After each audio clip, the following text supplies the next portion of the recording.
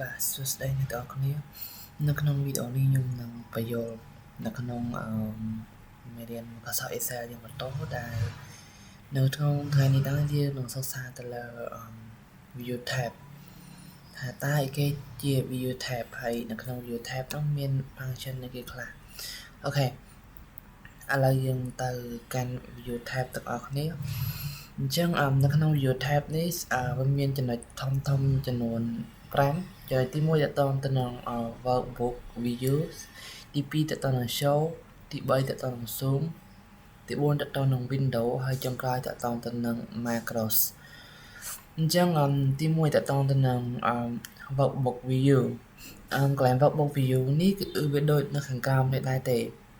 អញ្ចឹងវាមានទី1គឺ normal គឺបានន័យថាទម្រង់ធម្មតាទី2តកតងទៅនឹង page break preview ដល់ពេលយើងចុច break preview ទៅវានឹងចេញទម្រង់បែបនេះបានន័យថាឯកសាររបស់យើងត្រឹមប៉ុណ្ណាវានឹង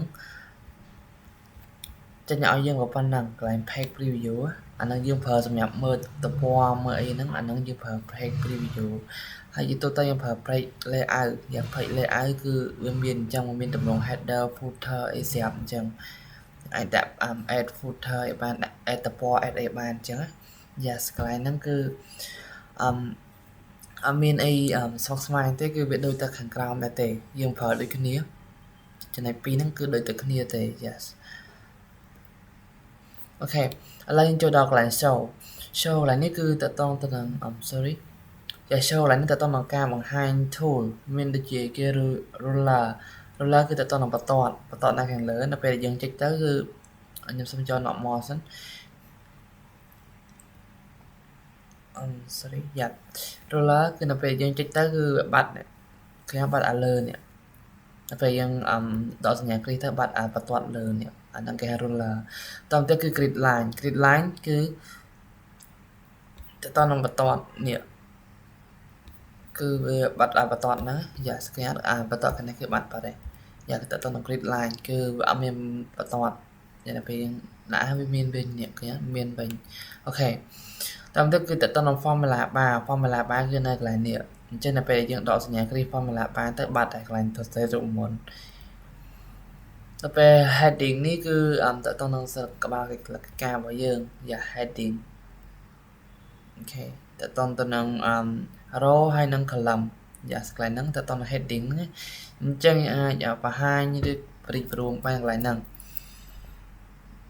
មួយទៀតតទៅនឹង zoom នេះគឺមាន zoom in zoom out ទាំងឯងគឺប្រិចអក្សរប្រិច cell ព្រម cell យ៉ាងកន្លែងហ្នឹងយើងអាចប្រិចទៅគុណនឹង200% នៅពេលយើងប្រិចទៅវាធំអញ្ចឹងគេ200%អញ្ចឹងកន្លែង zoom នេះគឺយើងអាចប្រិចព្រំកន្លែងនេះក៏បានដែរ zoom យើងមិនចាំទៅប្រិចព្រំកន្លែងនោះក៏បានដែរយើងអាចស្រីធំ9ធំ200ជាងអីទៅតាមជាក់ស្ដែងនៅពេលដែលយើងធ្វើការ yes បើយើងពិបាកមើលយើងអាចប្រិចបន្ថែមតែយើងអត់ចង់ឲ្យវាចំណាយ space ច្រើនយើងអាចប្រូវិញមកអញ្ចឹង zoom នេះយើងប្រើសម្រាប់ប្រិចព្រម cell របស់យើង yes កន្លែងនេះគឺតទៅនឹង back នៅពេលដែលយើងចុច zoom ហើយយើងចង់ back វិញអូខេខ្ញុំយក200ខ្ញុំចង់ zoom ទៅ100វិញចុចកន្លែង back មកវាទៅ100វិញហើយកន្លែង zoom to select ហ្នឹងគឺយើង select កន្លែងណាវា zoom កន្លែងហ្នឹងអត់អីទេកន្លែងហ្នឹងយើងគ្រាន់តែវា zoom ដូចតែគ្នាគ្រាន់តែថាវា zoom កន្លែងដែលយើង select ចាវា zoom ឲ្យយើងកន្លែងយើង select កន្លែងណាវា zoom ទៅកន្លែងហ្នឹងហើយយើងចុច back វិញមកអូខេឥឡូវយើងចូលដល់កន្លែង window យ៉ាប់ window នេះទី1តទៅនឹង new window window នេះវាស្មើនឹងយើង copy ឲ្យ paste កន្លែង window ហ្នឹងបានន័យថាទិន្នន័យយើងមានប៉ុណ្ណានៅពេលយើងចុច new window ទៅទិន្នន័យនៅកន្លែងset ថ្មីមួយទៀតហ្នឹងគឺវាមានដូចគ្នាដែរឧទាហរណ៍ខ្ញុំយក view ហើយយកnew ដល់ពេលអញ្ចឹងហើយគឺទិន្នន័យហ្នឹងគឺវា copy បានន័យថាវា copy បន្ថែមប៉ុន្តែវាស្ថិតនៅក្នុង set តែមួយទេកន្លែងហ្នឹង yes វាមិនសូវជាសំខាន់តែកន្លែង new window overall គឺតើតទៅនឹងការតម្រៀបទិន្នន័យយ៉ាតើតទៅនឹង high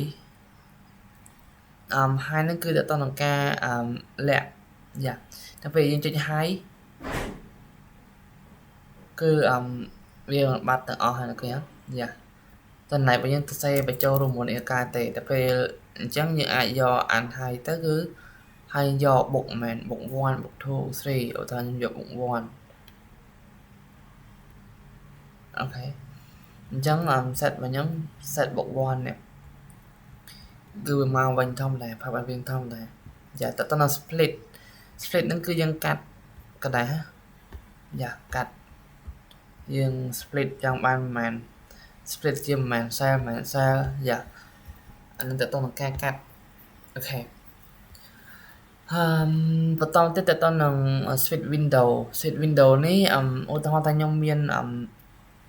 set ច្រើនខ្ញុំយកឧទាហរណ៍ថាខ្ញុំយក set ច្រើនដល់ពេលដែលខ្ញុំ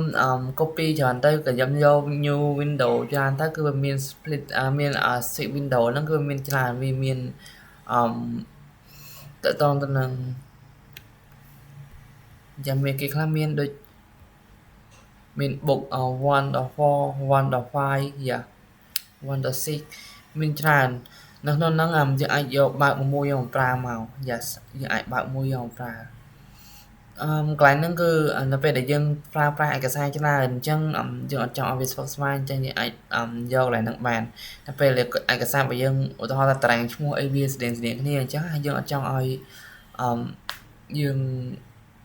មើលតែវាស្កេសស្កាសអញ្ចឹងយើងអាចប្រើកន្លែងហ្នឹងបានហើយយើងអាចដូរឈ្មោះដូរអីកន្លែងហ្នឹងដូរបាន yes អញ្ចឹងវីដេអូហ្នឹងខ្ញុំសូមកាត់ប៉ុណ្ណឹងសិនចាំខ្ញុំវីដេអូបន្ទាប់យើងនឹងសិក្សាទៅលើតទៅនឹង free pen តើតើនឹង free pen ហ្នឹងគឺយើងប្រើមិនយើងនឹងជួបគ្នានៅវីដេអូបន្ទាប់កុំឲ្យវីដេអូហ្នឹងវាវែងពេក yes អូខេអញ្ចឹងវីដេអូហ្នឹងមានតែប៉ុណ្្នឹងទេ bye bye yes